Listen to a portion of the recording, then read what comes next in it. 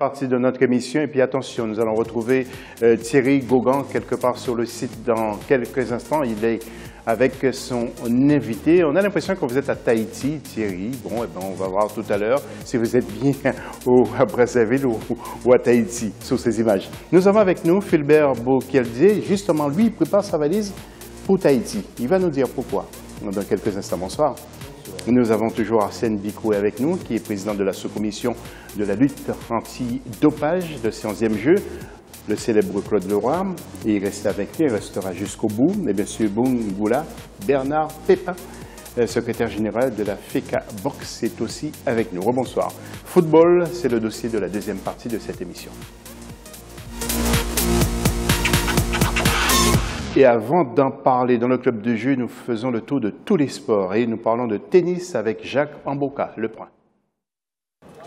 Des matchs en simple et double, dames et hommes pour l'accession en demi-finale ont eu lieu ce lundi au Tennis Club de Brazzaville. L'une des belles affiches côté dames a opposé la Congolaise Ndenga Grace face à la Nigérienne Ifigen Melissa par 2-7-0, 6-1, 6-0, un résultat qui qualifie la Congolaise pour les demi-finales.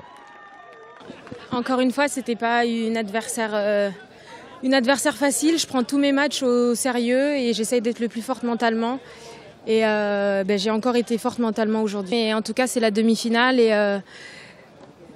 et je la jouerai à fond comme mes matchs précédents. Je suis émue, contente et j'ai pas de mots. Je suis trop contente d'être en demi-finale.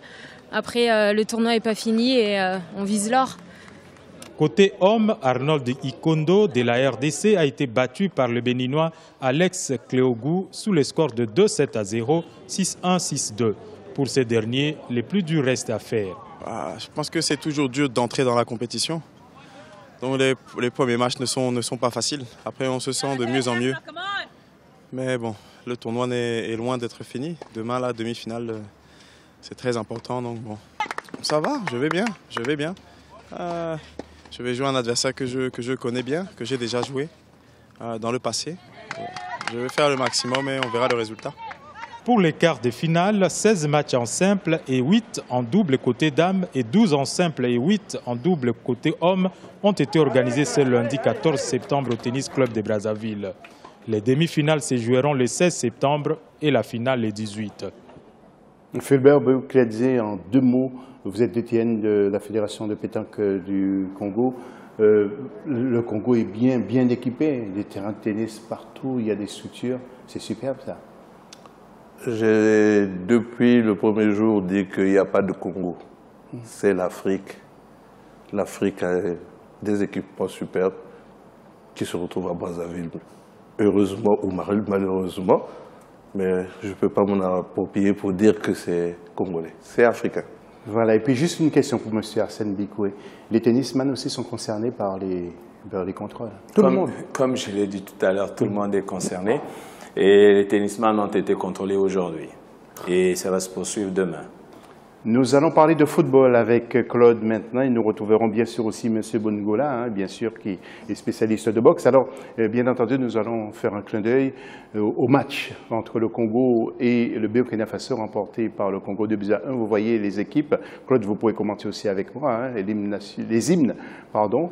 Là, ouais, c'est le Boukoné, allez-y Claude. Match très important, en plus c'était pour beaucoup de ces jeunes joueurs leur première sur le grand stade de Kintélé, habitués à un gazon synthétique, là ils retrouvaient de la pelouse. Match compliqué parce que le Burkina c'est une équipe expérimentée qui chez les seniors est vice-championne d'Afrique, donc il y a du talent. On a très bien démarré ce match, après on s'est un petit peu relâché, les joueurs ont eu des ressources pour gagner ce match. Et puis on va voir les buts aussi sans doute, les deux buts que vous avez marqués, l'égalisation, voilà donc le premier j'imagine, et puis le public aussi, là, ça danse dans les tribunes.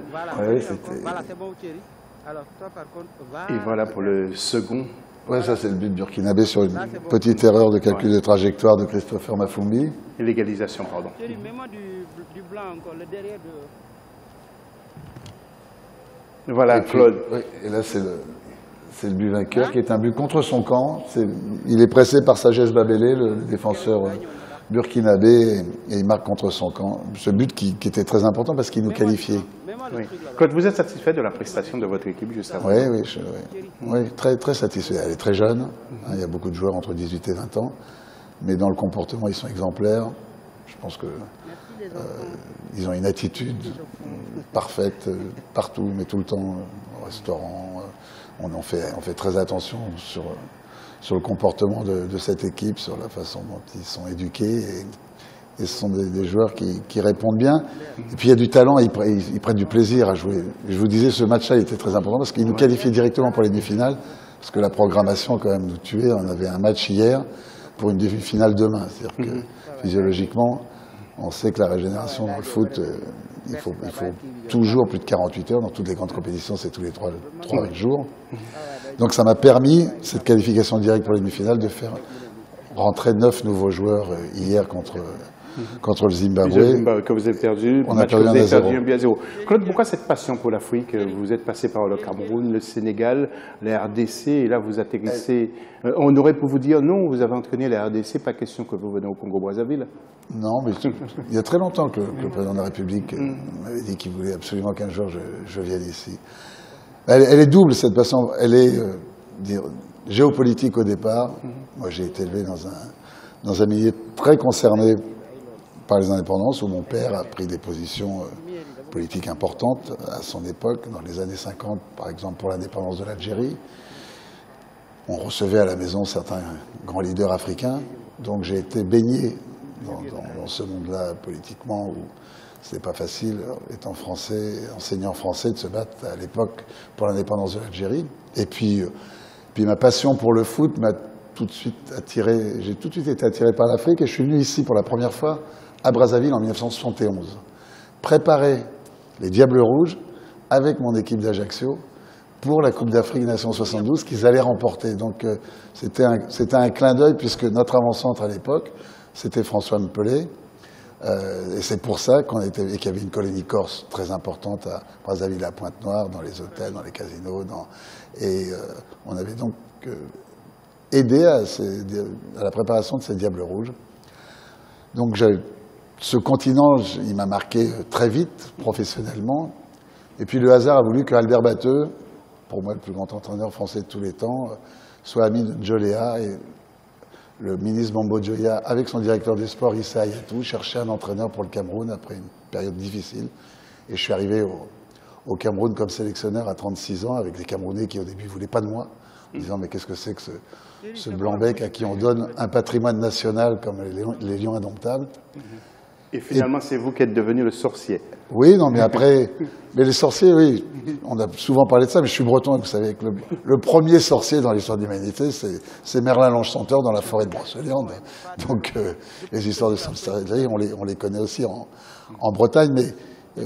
oui, j'ai eu beaucoup de chance de dénicher des joueurs, de créer une dynamique avec des anciens, le regretté Théophile Abega, mais aussi Thomas Nkono, Joseph-Antoine Bell et Roger Mila, puis dénicher partout, dans tout le Cameroun, des très jeunes joueurs. Et qui vous apprécient beaucoup encore. Je vais demander à M. Boungoula, comment Claude est accueilli ici, au Congo-Brazzaville? Claude a été accueilli au Congo-Brazzaville comme un enfant du tiroir. Il est fils du tiroir, il est libre et il est chez lui. Oui, nous allons regarder le tirage au sort. Vous pensez que demain, le stade va être rempli pour ce match justement des demi-finales chez les dames? On rappelle que Cameroun sera contre Nigeria et Côte d'Ivoire contre le Ghana, mais Congo-Sénégal. Là, c'est, j'allais dire un derby. Un derby, c'est lorsque deux villes s'affrontent. Mais là, c'est un vrai choc, messieurs. Claude. C'est un vrai choc. Demain, demi-finale, Congo-Burkina, c'est un choc. Congo-Sénégal. Et Congo-Sénégal, c'est Nigeria-Burkina Faso. Nigeria-Burkina Faso, c'est presque les finales qui vont se jouer demain. Ouais. Je pense que Claude va prendre toutes les précautions pour ne pas déranger les gens après le match. Donc il faut bien qu'il sorte là avec une victoire. Sinon, on ne va pas le lui pardonner. C'est l'entraîneur qui va nous parler de ce match de demain. Messieurs, un petit mot. Vous êtes congolais aussi, hein, monsieur? Je suis congolais. Et demain, vous allez tous les deux sur ce match. Tout d'abord, monsieur Bokeldze. J'ai pitié de Claude. Hein. Je me souviens encore du match contre RDC. Il a fait pleurer ma petite fille. J'aurais souhaité lui poser la petite question de savoir si réellement il avait vendu le match, parce que Partout on a dit Claude a vendu le match parce qu'il revenait de la RDC. C'est pas dans son style. Hein. Alors là, il est avec le Sénégal qui a été certainement une autre de Non, mais il va vous répondre. Oui, mais c'est ce que je dis. Ouais. Il est là et en même temps sénégalo, congolais, français, ainsi de suite. Son cœur ira où? Non, je ne vais même pas répondre à ça parce que je pense ça comme une insulte. Donc, non. Même pas, mais vous permettez que je réponde tranquillement avec beaucoup de délicatesse. Vendre un match, je pense que vous ne connaissez pas ni mon parcours ni ma carrière pour savoir que c'est quelque chose qui est inimaginable. J'ai des affinités, c'est vrai que j'aime le Sénégal, que j'aime le Cameroun, que j'aime tous les pays dans lesquels j'ai travaillé, mais je suis un professionnel. Et toute l'histoire du football montre des entraîneurs qui ont été des joueurs de tel club et tout, qui n'ont qu'une envie, c'est de battre. Et bien évidemment, la RDC, je pense que c'est un manque d'expérience. Je pense qu'avant d'avoir fait pleurer les gens, on les a fait rire et on les a fait sursauter et sauter de joie parce qu'il y avait quand même très longtemps que, n'oublions pas que le Congo était 120e au niveau du classement FIFA, on est 42e aujourd'hui. On était 29e africain, on est 6e aujourd'hui. Donc on a beaucoup travaillé, beaucoup travaillé. Et vous avez des pépites, Claude, parce que vous vous occupez, il faut le dire aux téléspectateurs qui nous regardent partout dans le monde, vous vous occupez des deux équipes. Oui, et je donne un coup de main à chaque fois que je peux pour les plus jeunes aussi, et les moins de 20 ans, et à chaque fois que je peux aider dans le développement de ce football. La RDC, pour revenir sur ce match, puisque finalement je n'en ai jamais parlé, c'est qu'à 2-0, moi, je rêve depuis toujours qu'on ait le droit à un temps mort par mi-temps, les entraîneurs. Et si j'avais eu un temps mort, j'aurais arrêté tout de suite le match pour dire aux joueurs, reconcentrez-vous, parce qu'ils faisaient des flips avant, des sauts périlleux. Et on avait l'impression que le match était terminé. Ouais. On s'est complètement déconcentré. Manque d'expérience, aucune expérience internationale. Aucun d'entre eux n'avait fait aucune compétition internationale. Ce sont des bruits qui ont couru à l'encontre de Claude. Mais je voudrais qu'il soit un peu tolérant vis-à-vis de ceux qui ont fait courir le bruit. On peut pas être tolérant contre une injustice aussi ignominieuse. Il faut faire très attention à ce qu'on dit. Non, la rumeur, c'est quelque chose de très très dangereux. Oui, moi j'ai été complètement bousillé pendant 48 heures, tout seul, dans ma chambre et tout, parce que j'avais envie de refaire ce match-là 10 fois. Et que coup de chapeau à la RDC qui avait une très belle équipe. Oui, alors je vais vous arrêter. Vous avez réussi à mettre en colère Claude? Non, pas en colère. On va tout de suite retrouver. Pas en colère. Non, je suis pas en colère, mais il y a des choses sur lesquelles il ne faut pas jouer, sur l'honneur.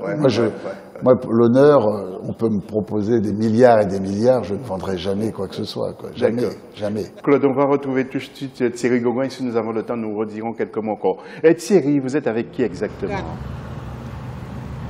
Thierry? Allez-y, Thierry. Alors, José, bonsoir. Je suis avec M. Abdel Azouz, qui est journaliste, mais il a une spécialité.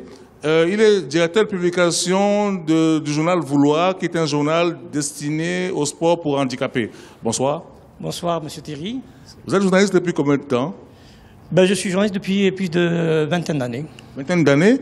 Et à partir de quel moment vous vous êtes intéressé au sport pour handicapés? Depuis 1996. Depuis plus de quinzaine d'années. Donc, je suis beaucoup impliqué sur les personnes en situation de handicap. Pourquoi? Parce que c'est les personnes en situation de handicap en Algérie, comme dans le Maghreb, comme partout, il manque d'un espace de communication. Donc on a tendance de ne rien voir sur le marché. Il n'y a pas de magazine, il n'y a pas de journal. Donc j'ai pensé à créer ce genre de magazine et je l'ai appelé Vouloir. Vouloir. Alors on peut montrer un exemplaire quand même. Hein.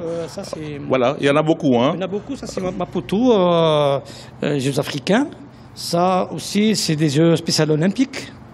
Ça c'est des Jeux de Londres. Les Jeux paralympiques de Londres 2012, ça, champion du monde à Nouvelle-Zélande en 2011. Vous couvrez toutes les compétitions? Oui, spécial olympique en Égypte, et ça c'est Londres toujours. Mais dites-moi, vous tirez à combien d'exemplaires? On tire à 5000 exemplaires. Et quelle est la périodicité? C'est 1 mois et demi, 2 mois, avec le retard, le bouclage, tout ça, donc ça va jusqu'à 2 mois.